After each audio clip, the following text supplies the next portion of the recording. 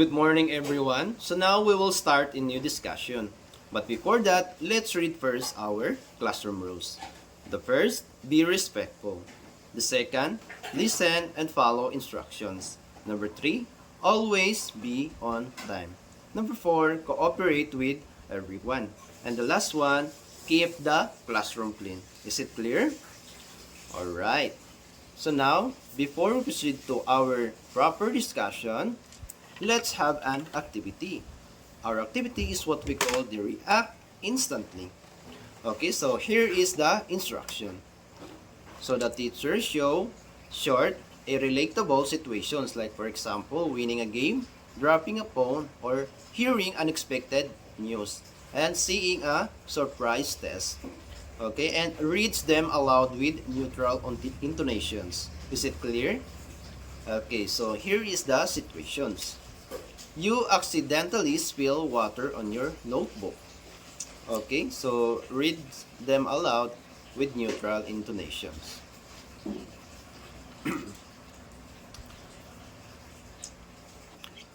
Okay, so how do you find our activity class? Okay, it is engaging. So based on your observation class, who can guess our topic for today? Okay, so our topic for today is all about the interjections. Alright, so now, before we proceed to our new topic, let's read first our objective. Okay, at the end of the lesson, the students are expected to clearly explain the meaning and function of interjection through the react or past activity. Use appropriately interjection in spoken sentences through the express it in 30 seconds activity, and value the importance of interjection in expressing emotions reactions through the voices of emotions activity. Okay? Right. So now, let's have an activity again.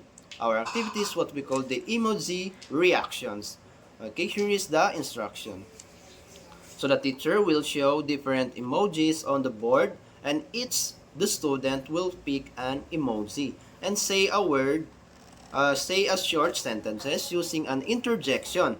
So that matters the emotions. Like for example, wow, that's amazing.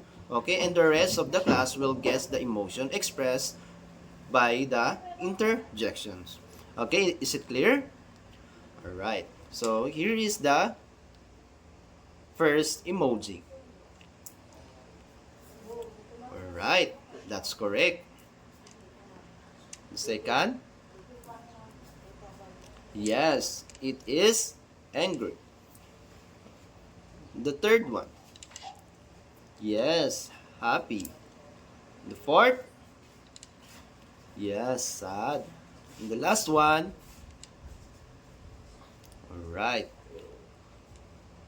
So now, what is interjection? So interjections are words or short phrases that express strong emotions, reactions, or sudden feelings. So they are often used in spoken in English to show the excitement of the word or surprising and happiness, frustrations, or pain. Okay? So like for examples, words like wow, oh no, or ouch are interjection. Is it clear? Okay.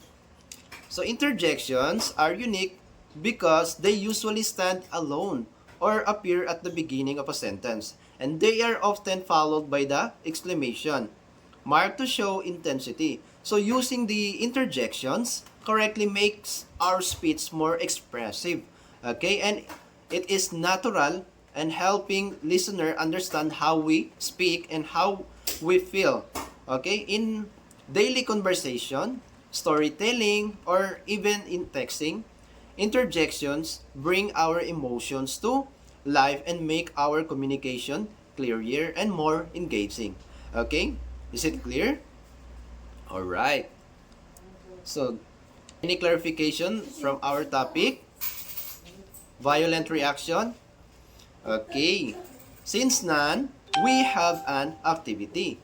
Our activity is what we call react or pass. Okay?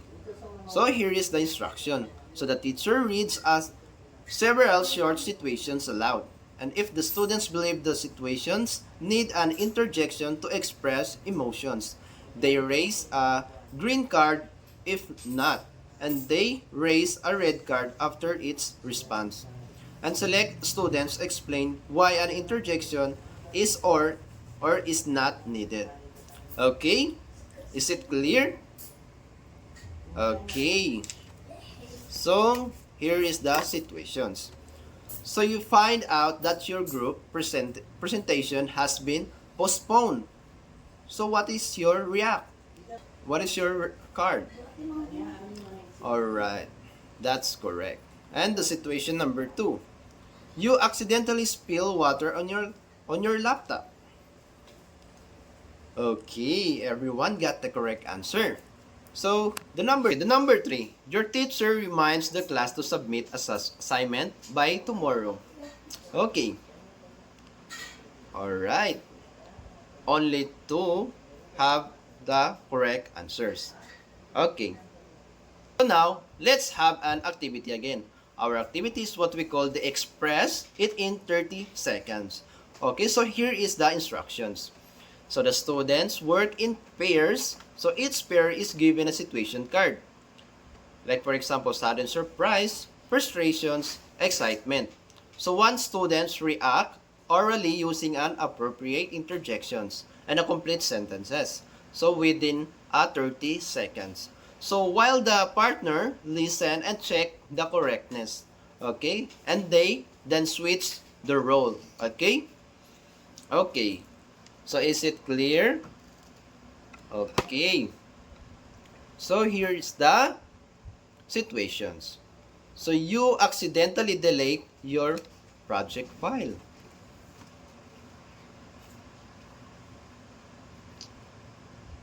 Alright. So the second situations. You find out that your favorite online game just released a new update. Okay, you only have 30 seconds. Alright.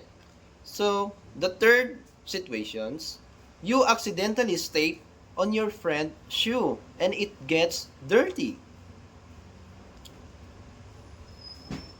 Okay. Alright. So, so give ourselves a round of applause. So now, we will have an activity again. Our activity is what we call the voices of emotions. An instruction, the student choose one real life moment where they felt a strong emotions. Like for example, happiness, fear, excitement, or disappointment. Okay, so they share a short statement using an interjection to express how they felt, and the class listens respectfully and gives positive feedback. Okay, is it clear? Okay.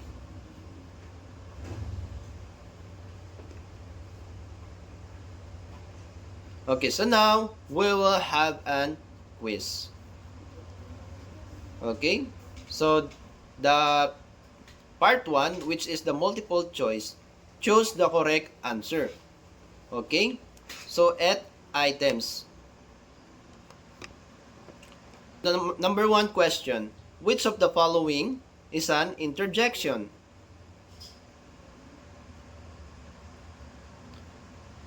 Okay, number 2, identify the interjection in the sentence. Oh no, I forget my homework.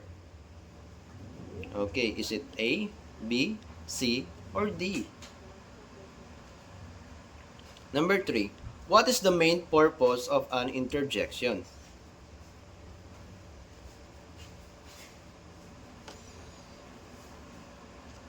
Okay, number 4, which interjection expresses excitement?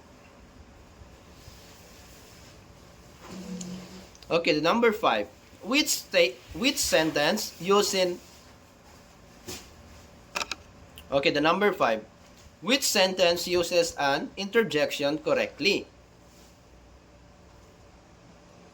Okay, the number 6. Which interjection would you use if you are surprised? Okay, is it A, B, C, or D? Okay, the number 7. Oops, I spilled my drink. So what emotion does the interjection express? Okay, number 8. Which of the following is not an interjection? Okay. Okay, finish or not finish? Pass your paper to the front. Okay, our assignment. So here is our assignment. Please everyone read our instruction. Think of a 5 real-life situations and write a complete sentence for each using an appropriate interjection to show your emotion. So make sure your interjection matches the feeling, expresses your reaction. Okay, so here is the rubrics. Okay. This assignment, please kindly pass it tomorrow. Okay? Okay, good day everyone.